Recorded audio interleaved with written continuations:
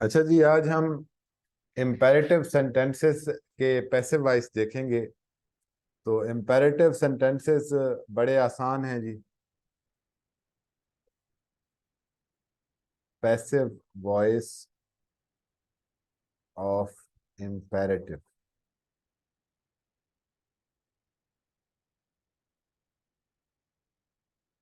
Imperative sentences के passive voice.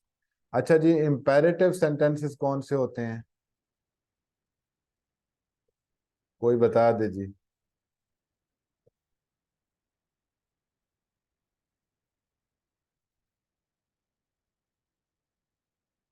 चलिए आसान कर देते हैं आपके लिए।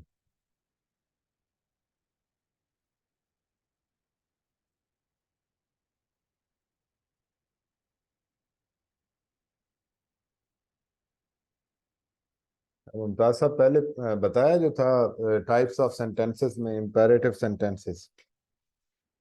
चलें रिपीट कर देते हैं। इम्पेरेटिव सेंटेंसेस से मुराद वो सेंटेंसेस होते हैं जिनमें या तो हम कोई ऑर्डर करते हैं, या कोई एडवाइस करते हैं, या कोई रिक्वेस्ट करते हैं। ठीक है जी। तो सिंपल सी बात है कि इस सेंटेंस के अंदर हम तीन चीजें मोस्टली इसमें आती हैं। या तो कोई एडवाइस होगी जी, ठीक है जी, या कोई रिक्वेस्ट होगी, या कोई ऑर्डर होगा। ठीक है जी। और जब हम ये सेंटेंस बनाते हैं तो this sentence starts with verb.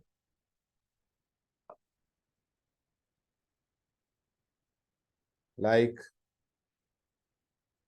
Open the door,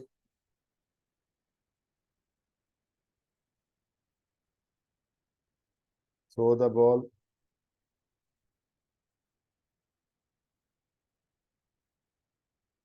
इसी तरह किक द बॉल या किक द बकेट, जो मर्जी है करना चाहें। ठीक है जी।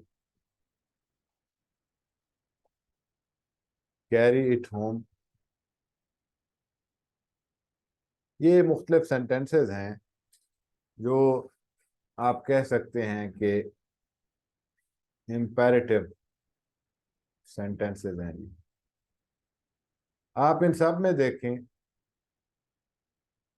these sentences are starting with a verb।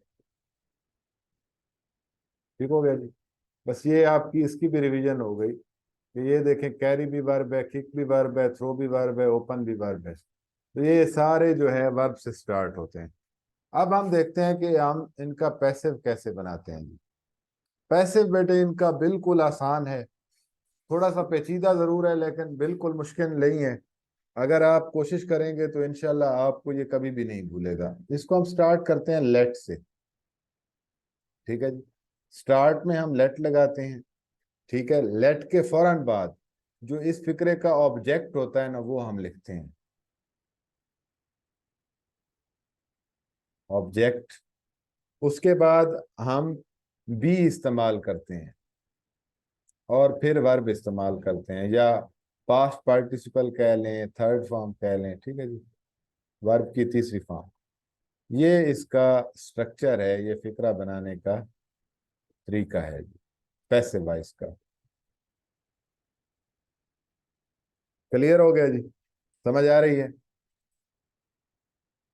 Start करना है लेट से, फिर ऑब्जेक्ट लिखना है, फिर बी लिखना है, फिर वर्ब की थर्ड फॉर्म। फॉर एग्जाम्पल ये हमारे पास एक सेंटेंस है, ओपन द डोर। अब इसको हम स्टार्ट करेंगे लेट के साथ। लेट। अब यहाँ पे ऑब्जेक्ट जो है द डोर है जी। ओपन द डोर में जो है डोर हमारा ऑब्जेक्ट है, तो ये आ जाएगा लेट द डोर। और इसके बाद हमने लगाना है बी, और बी के बाद हमने वर्ब लगाना है, वर्ब की तीसरी फॉर्म लगानी है, तो let the door be opened. ये इसका पैसिव वॉइस बन जाएगा। पैसिव वॉइस में आप देख सकते हैं कि सबसे पहले हमने लेट इस्तेमाल किया according to our structure rules. फिर उसके बाद हमने अपना ऑब्जेक्ट इस्तेमाल किया। ये ज़रा देखें जो हमने सेंटेंस इधर बनाए हैं, ये सेंटेंसेस जी, इनमें आप देखें, ये इसमें जो ऑब्जेक्ट था, फिर हमने इधर ऑब्जेक्ट लिखा, लेट के बाद हमारा आ गया ऑब्जेक्ट, फिर इसके बाद ऑब्जेक्ट के बाद हमने बी इस्तेमाल किया, बी के बाद हमने वर्ब इस्तेमाल किया, और वर्ब की हमने थर्ड फॉर्म इस्तेमाल की। तो ये इसका स्ट्रक्चर है। आई होप कि इंशाल्लाह आपको ये याद रहेगा। दूसरा सेंटेंस है जी, थ्रो द बॉल। सबसे पहले लेट आ जाएगा जी, लेट द बॉल जो है वो ऑब्जेक्ट है, तो ये आ जाएगा let the ball be thrown. अब जरा जी आप इसका बनाएं, किक द बॉल का भी बना देते हैं, आप लास्ट का बना दीजिएगा, let the ball B kicked, let the ball B kicked. आप बनाएं इसका जी, कैरी इट होम।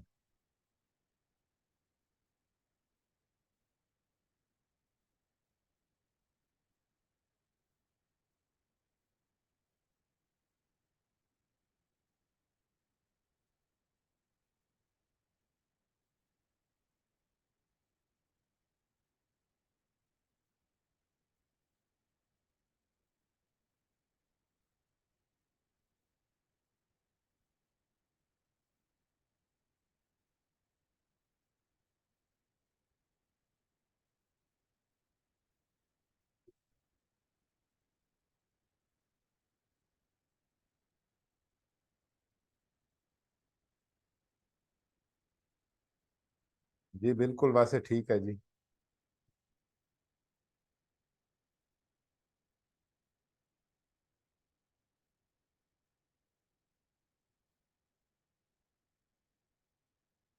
इसमें हमने क्या करना है जी, होम जो है इसको बिल्कुल आखिर पे लिखेंगे, कैरी इट, इट हमारा ऑब्जेक्ट है, ये याद रखना है। तो जी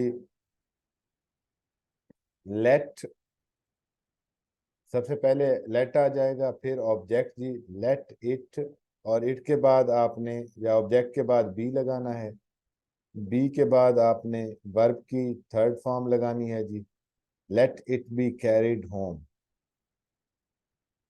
तो ये आपका जो है ये फिक्रा भी बन गया।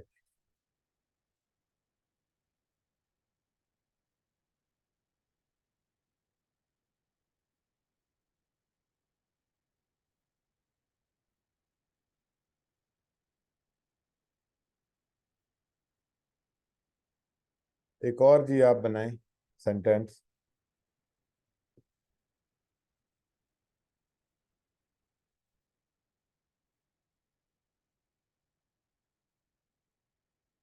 किल the rat,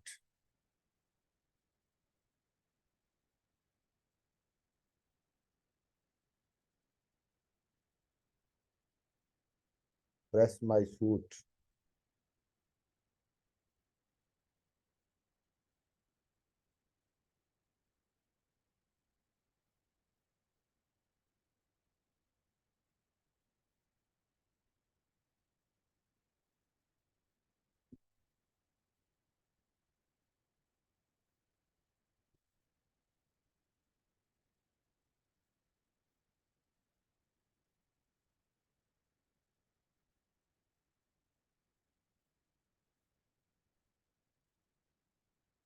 drive the car.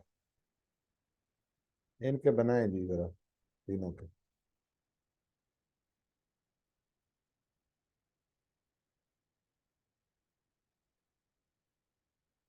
Late the rat be killed, ठीक है जी, let the rat be killed वैसे ठीक है। इमरान भाई आपका भी ठीक है,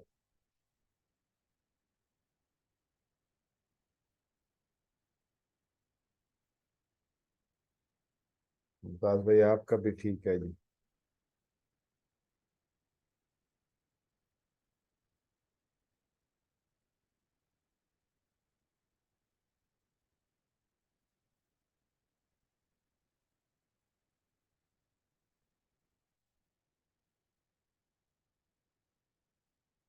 late my suit be pressed.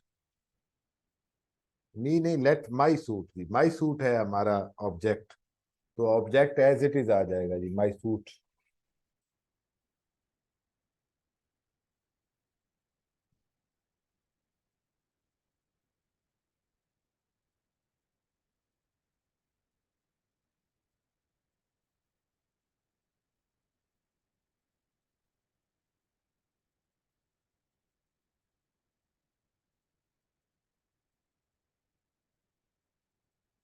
इसका भी बना देंगे जरा।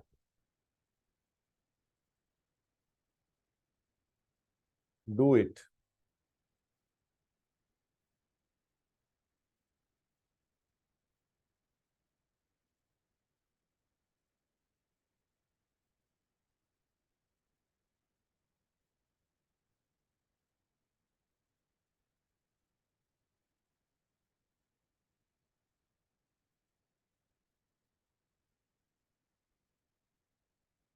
इट आपका ऑब्जेक्ट है बेटे।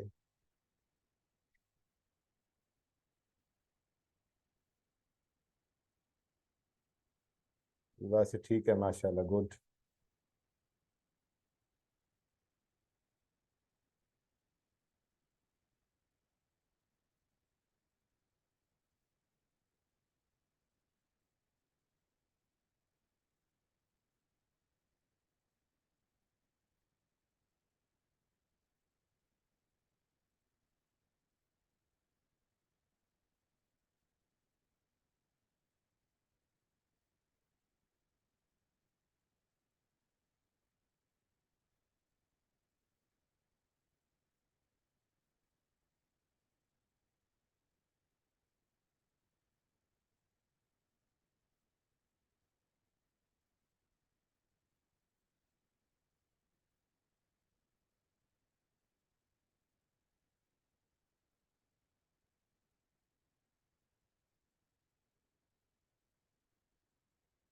नहीं, ये इसमें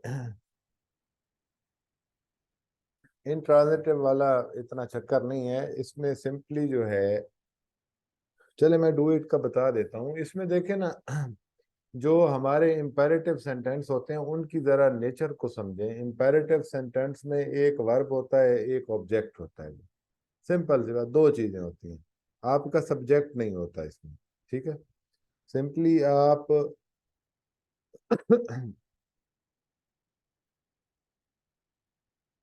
वर्ब इस्तेमाल करते हैं, उसके फौरन बाद जो है ऑब्जेक्ट इस्तेमाल करते हैं। डू ट्रांजिटिव वर्ब है, इन ट्रांजिटिव भी नहीं है, ये भी बात क्लियर रखें।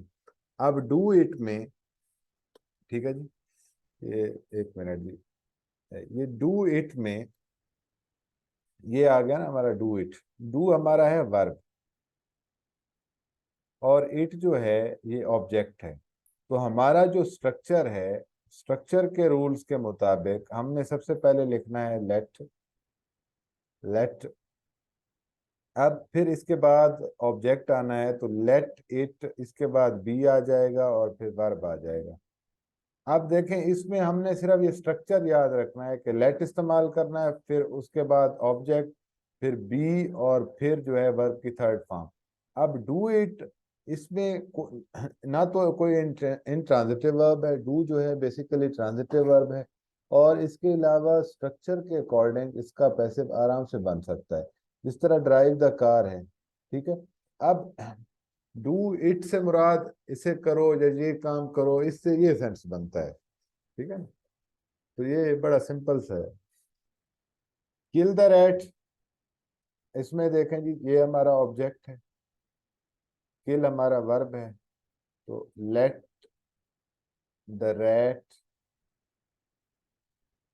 Be killed.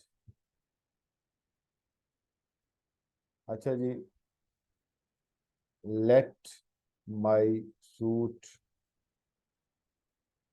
बी प्रेस्ड,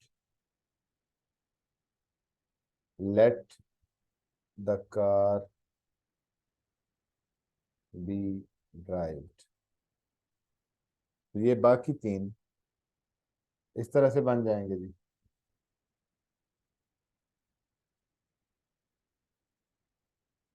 अब जरा हम इसके देख लेते हैं नेगेटिव। नेगेटिव बड़े सिंपल हैं, इंतहाई आसान। नेगेटिव का आपने फॉर एग्जांपल हमारे पास है कि जी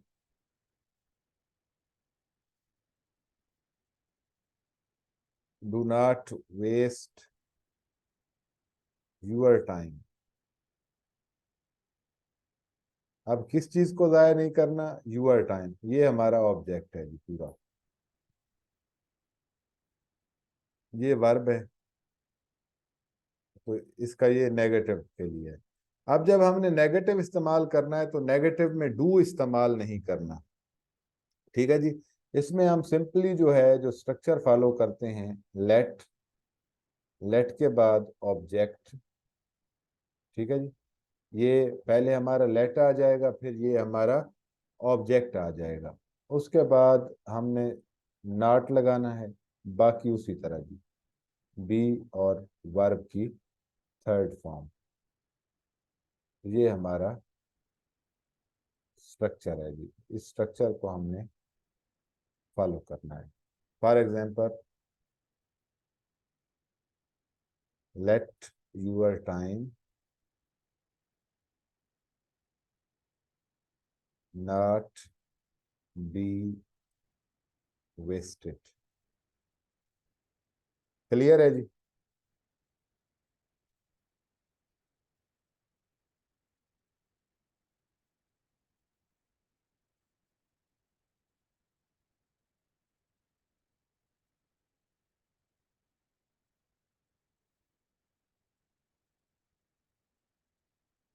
आवाज आ रही है जी?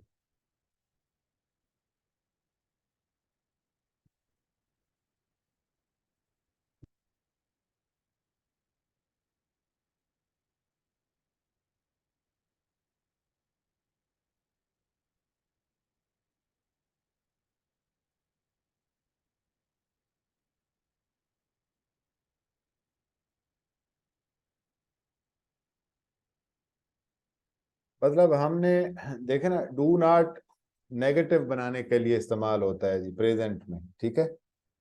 और इम्पेरेटिव में भी नेगेटिव बनाने के लिए हम डू नॉट का इस्तेमाल करते हैं। इम्पेरेटिव में हम नेगेटिव बनाने के लिए डू नॉट इस्तेमाल करते हैं। तो जब हमने नेगेटिव बनाना है तो हमने डू नॉट नहीं बल्कि पैसिव में सिर्फ नॉट इस्तेमाल करना है, डू नॉट इस्तेमाल नहीं करना। डू नॉट इम्पेरेटिव में आएगा, लेकिन जब हम इम्पेरेटिव का पैसिव बनाएंगे तो सिर्फ नॉट इस्तेमाल होगा। एक फिक्रा बनाएं जी, do not punish the students.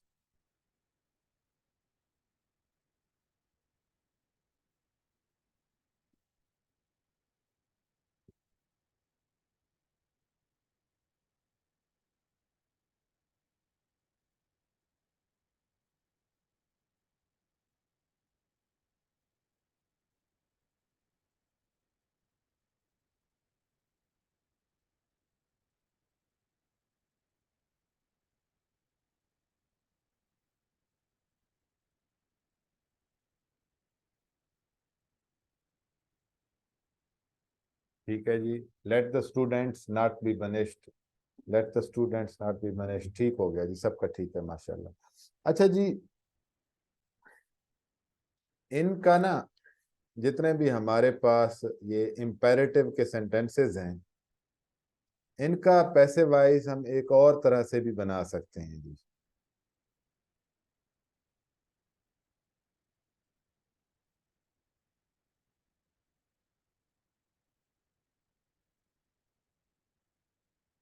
For example, मैं कहता हूँ जी कि जी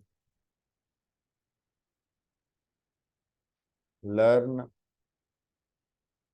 द लेसन।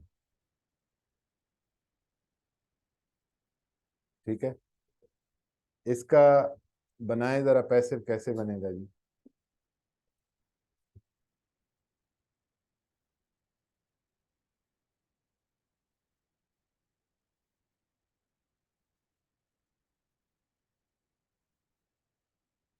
जी जी मुमताज साहब।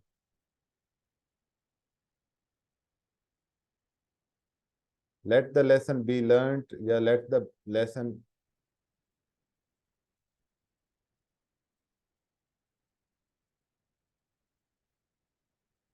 अच्छा जी, रिक्वेस्ट वाला भी कर लेते हैं कोई। अच्छा, मैं ये आपको समझा दूं, फिर रिक्वेस्ट वाला भी कर सकते हैं।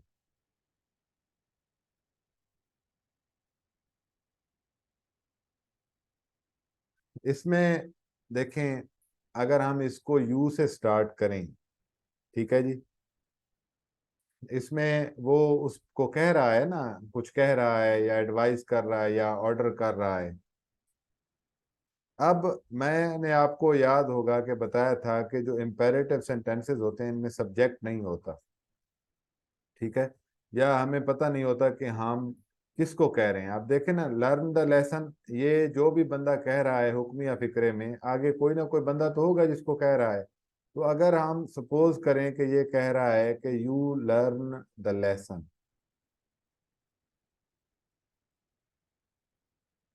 असल में अगर फिक्रे का सेंस देखा जाए तो फिक्रे का सेंस भी यही बनता है, यू लर्न द लेसन। जब आप किसी को कह रहे हैं तो आप यू नहीं लिखते हैं, बाकी फिक्रा बोल देते हैं कि लर्न द लेसन। ऐसे ही है ना?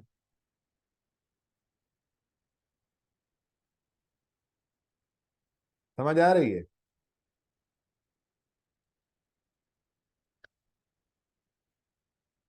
मतलब जब भी आपने किसी को कहना हो कि ओपन द डोर, तो आप ये नहीं कहते यू ओपन द डोर, तुम दरवाजा खोलो, बस आप कह देते हैं दरवाजा खोलो।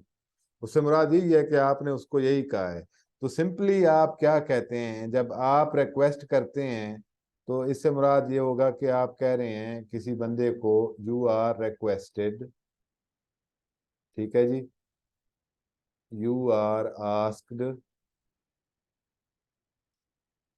यू आर एडवाइज्ड, ठीक है जी। हाँ, मतलब ये तीन तरह से जो है किसी बंदे को कह रहे होते हैं, ठीक है जी। मतलब इस तरह कहते हैं, अगर हम पैसिव बनाएंगे ना, तो पैसिव में हम इस तरह का स्ट्रक्चर लिखते हैं कि you are requested, you are asked, you are advised. अब ये उसमें उसको कह रहा है, एडवाइस भी कर सकते हैं, आस्क भी कर सकते हैं, तो यू कैन सिंपली से कि यू आर आस्क्ड,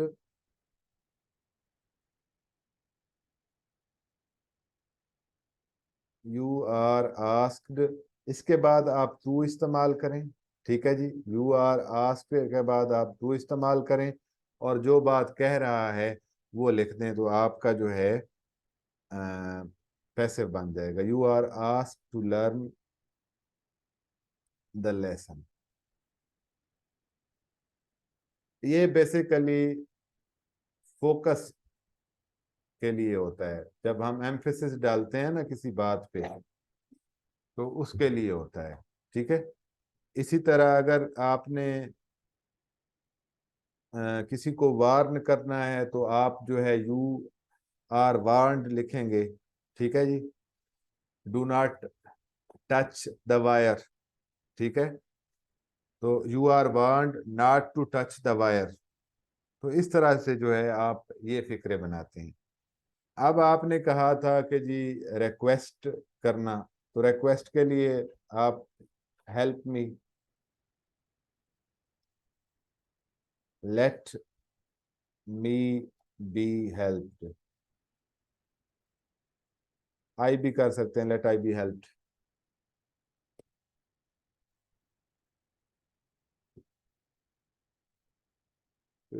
क्लियर है जी?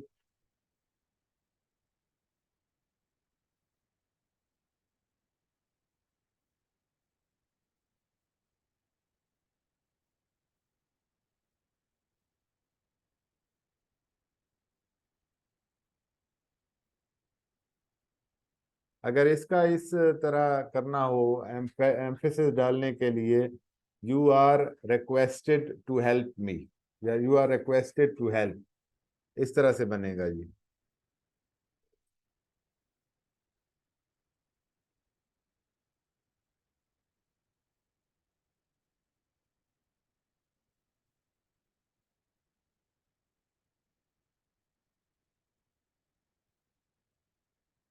समझ आ गया मुमताज साहब?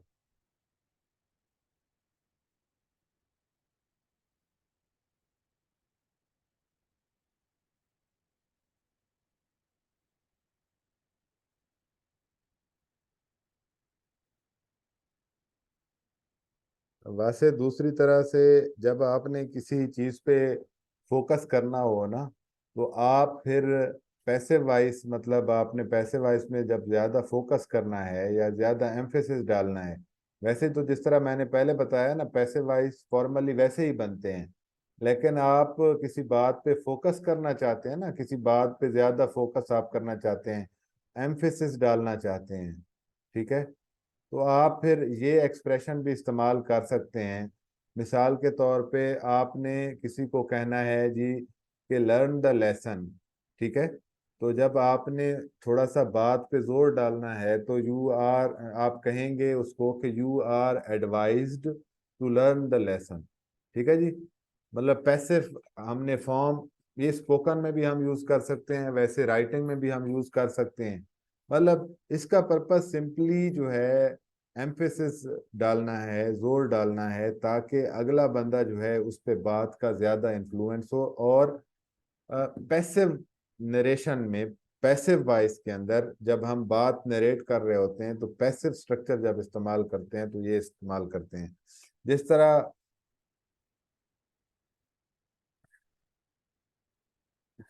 हम एप्लीकेशन लिखते हैं जी, कि अगर हम लिखें जी कि किसी ने ऑर्डर्स निकलवाने हो और वो कहे जी कि इशू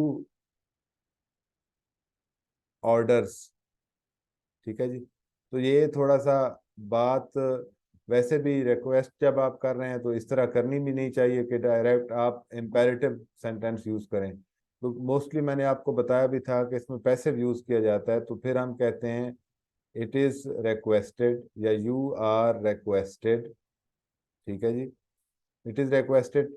और जब हम इसी का बनाएंगे तो फिर हम कहेंगे यू आर रिक्वेस्टेड।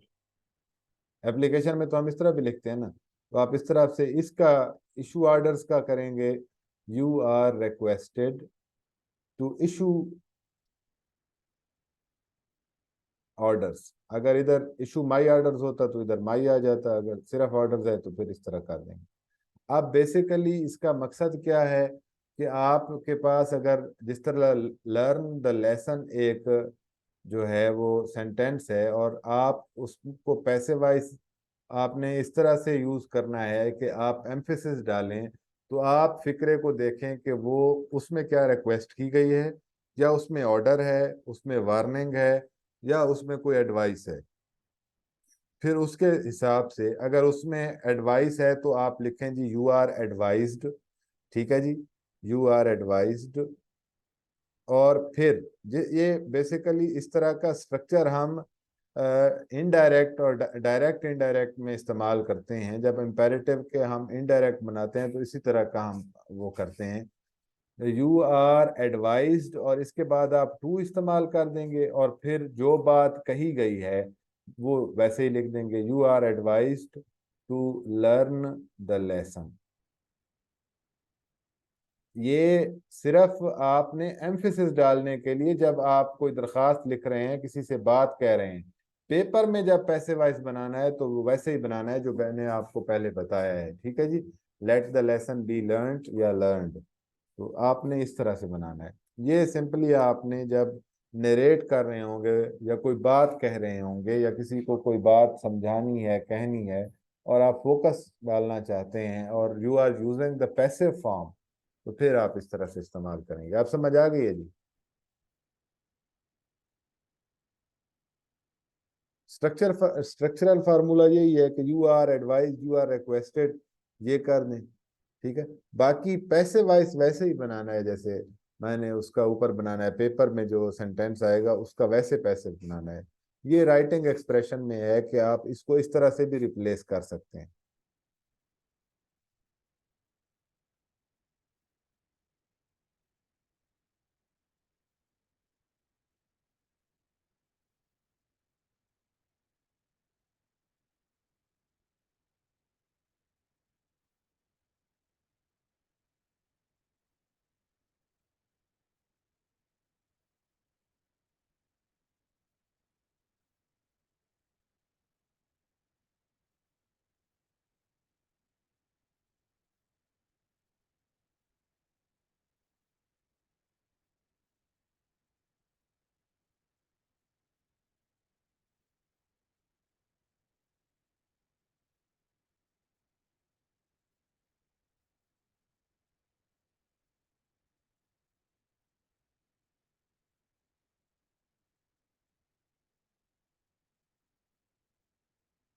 ये आप इसको जरा अपनी स्क्रीन पे जूम करें।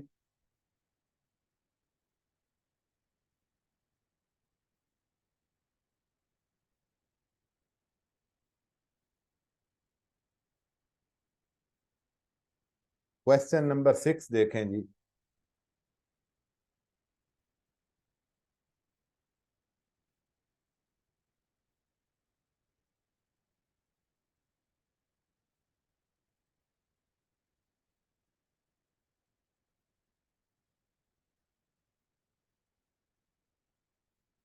अब सही नजर आ रहा है जी?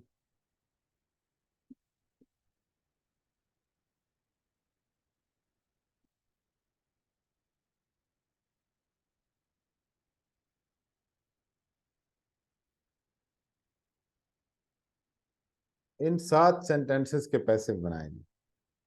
ये पीएमएस में 5 नंबर का क्वेश्चन आता है जी, और ये पीएमएस के पेपर में 5 नंबर का क्वेश्चन आया हुआ है। इसका जरा जो है पैसिव बनाएं।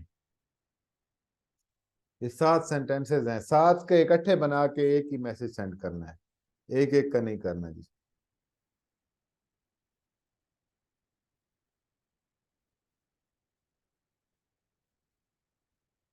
वैसे सब का इकट्ठा बना के, मतलब 7 का इकट्ठा बना के नंबर वाइज करके फिर आप भेज दें।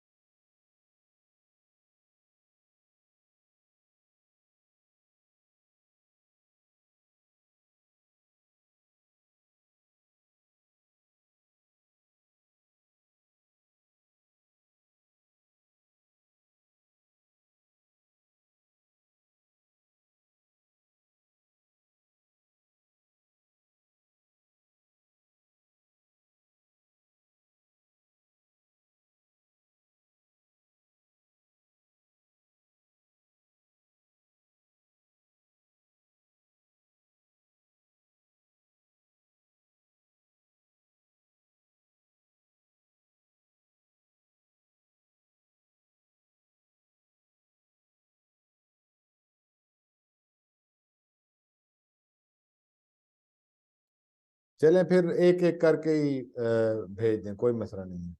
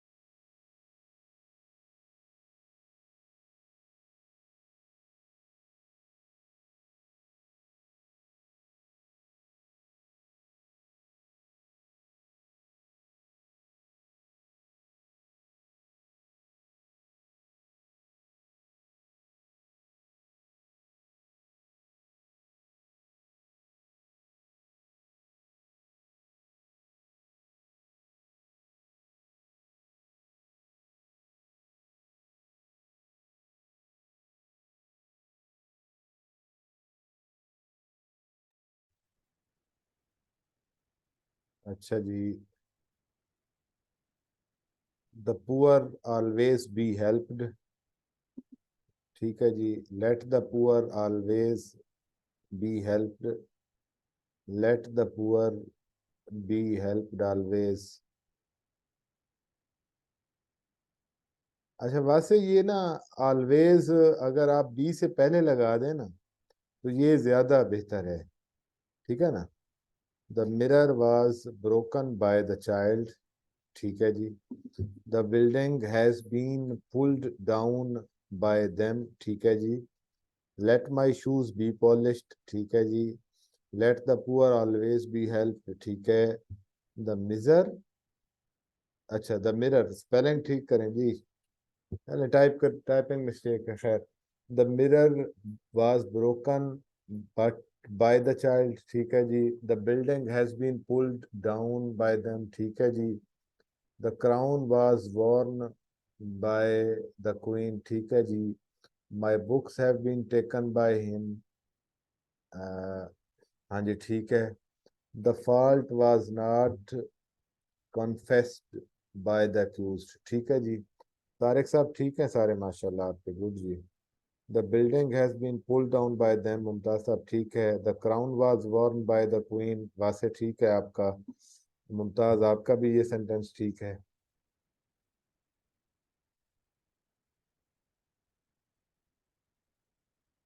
इसका ना स्क्रीनशॉट ले लें जी, इन 7 सेंटेंसेस का ये स्क्रीनशॉट ले लें जी, इस इमेज का।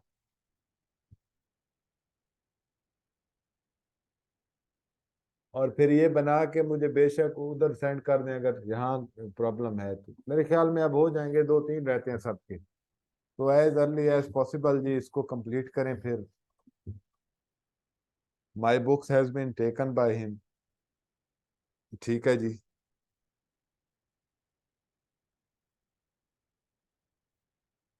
अच्छा, the accused did not confess his fault. His fault की बजाय आप द फॉल्ट लिखेंगे जी, द फॉल्ट। फिर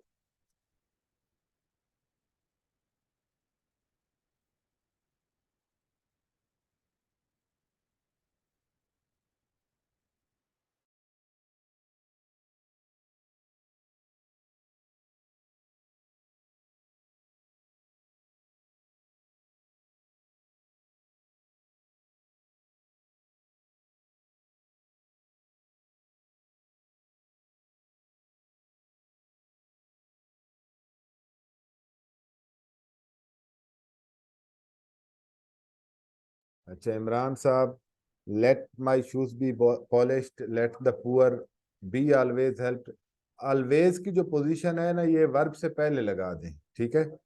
ये ऑलवेज जो है ना, ये एडवर्ब ऑफ फ्रीक्वेंसी है और ये वर्ब से पहले मोस्ट ऑफ द टाइम इस्तेमाल किया जाता है। The mirror was broken by the child, the building have been, building singular है जी, हैज बीन आएगा। ठीक है। The building has been pulled down.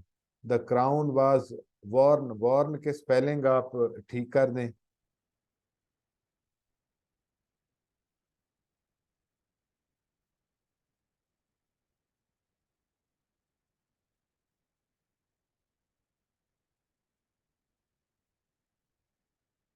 तो आप देख लें जी कि एक्टिव वाइज पैसिव वाइज करने के बाद आपकी परफॉर्मेंस माशाल्लाह बहुत अच्छी है।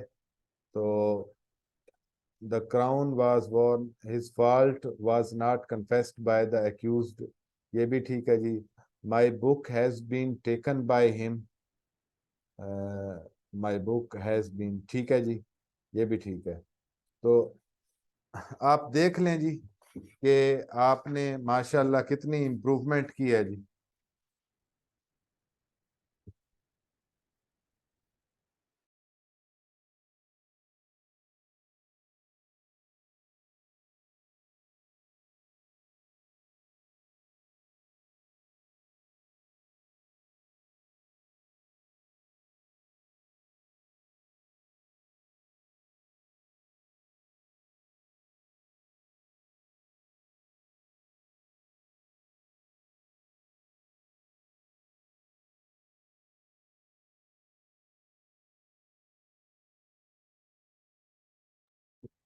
ऑलवेज का बड़ा सिंपल है जी, कि ऑलवेज जो है ये एडवर्ब ऑफ फ्रीक्वेंसी है। ठीक है।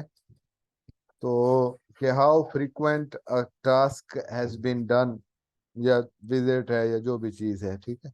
और ये मोस्टली वर्ब से पहले इस्तेमाल होता है, तो बी से पहले इस्तेमाल करना है आपने इसको। अच्छा जी, आप सारे जो है मुझे बता दें इधर ही कि अब बताएं, मतलब ये पीएमएस का पेपर है, 5 नंबर का पेपर, 5 नंबर का क्वेश्चन आया है जी। तो आप बताएं कि सेटिस्फेक्शन लेवल क्या है आप लोगों का, आप लोगों को कितनी समझ आई है। ये जो 7 सेंटेंसेस हैं, आपके कितने सेंटेंसेस ठीक हैं। ठीक है। मैं आपको बता देता हूं, आप अपने बनाए हुए सेंटेंसेस देख लें। पहला पहला सेंटेंस है, polish my shoes, late my shoes be polished. ठीक है जी।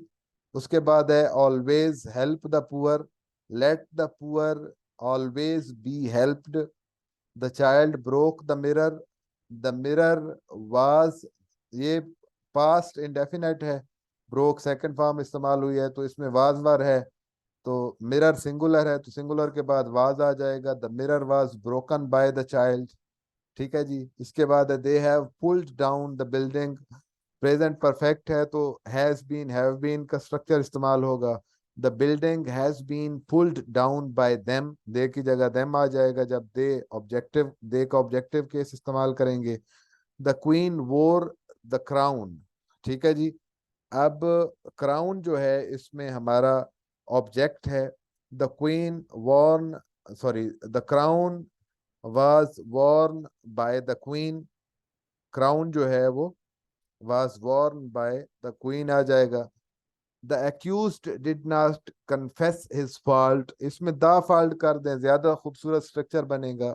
The fault was not confessed by the accused, he has taken my books, sorry, my book singular है जी, my book has been taken by him. तो ये आप देख लें। उम्मीद है कि इंशाल्लाह जो है आपके सब सेंटेंसेस ठीक होंगे जी। ओके जी, now give me your feedback के पैसे वाइज आपको कितने समझ आए और आज आपके कितने ठीक हैं। इस तरह का पीएमएस का पेपर अगर आता है और 5 नंबर के क्वेश्चन उसमें आता है एक्टिव वाइज पैसे वाइज का, तो इंशाल्लाह आपके कितने ठीक होंगे।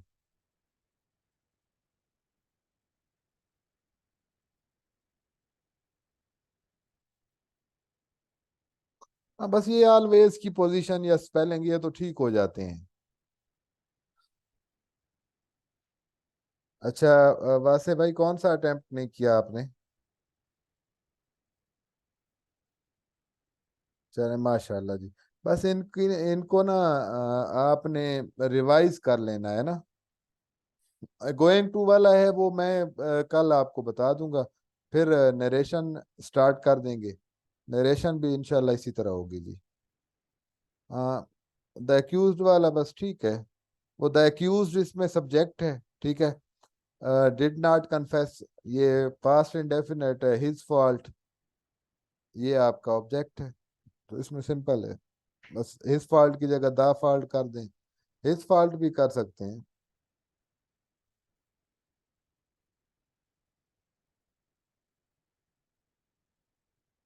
चले माशाल्लाह जी।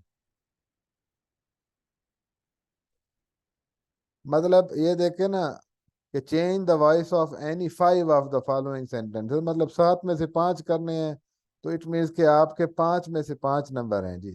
तो ये हमारी अचीवमेंट है अल्हम्दुलिल्लाह जी। इंशाल्लाह जी सारे ठीक होंगे।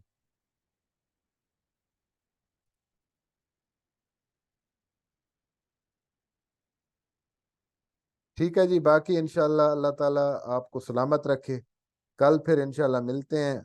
वो गोइंग टू वाला भी जो है वो स्ट्रक्चर बड़ा आसान है, वो इंतहाई आसान है, वो कर लेंगे। वो वैसे यूज होता रहता है, तो पेपर में आ जाता है, तो फिर आपको आइडिया हो जीवान पेपर में अगर आ जाता है तो।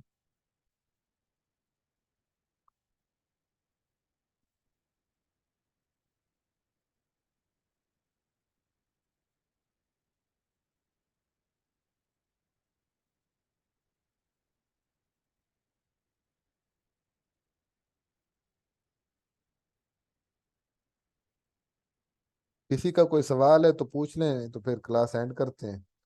कल इंशाल्लाह जो है फिर मुलाकात करेंगे।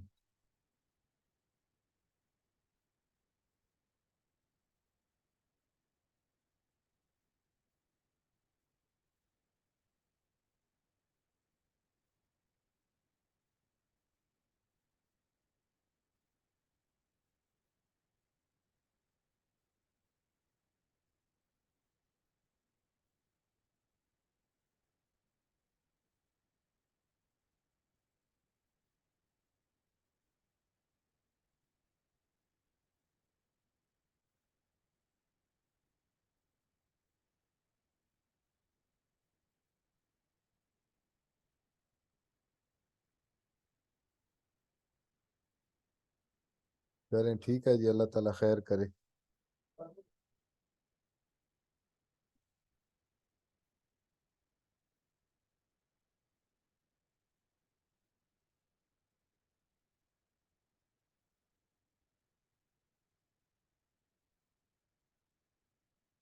बस इंशाल्लाह इशू बनेगा भी नहीं। इंशाल्लाह जी इंशाल्लाह। बस पहली बार असल में जी देखें, बंदा ये करता रहता है, भूल जाते हैं। तो बस हमारी कोशिश यही होती है कि चीज़ें अच्छे से अच्छे तरीके से आपको क्लियर करवा दें। बाकी अल्लाह ताला खैर करेगा जी। अल्लाह ताला इंसान को मेहनत का सिला ज़रूर देता है। बाकी इंशाल्लाह टेस्ट लेते रहेंगे इसी तरह, नरेशन का भी इसी तरह का टेस्ट होगा इंशाल्लाह। चलें ठीक है जी, फिर इंशाल्लाह कल मुलाकात होती है। Take care. अल्लाह हाफिज़।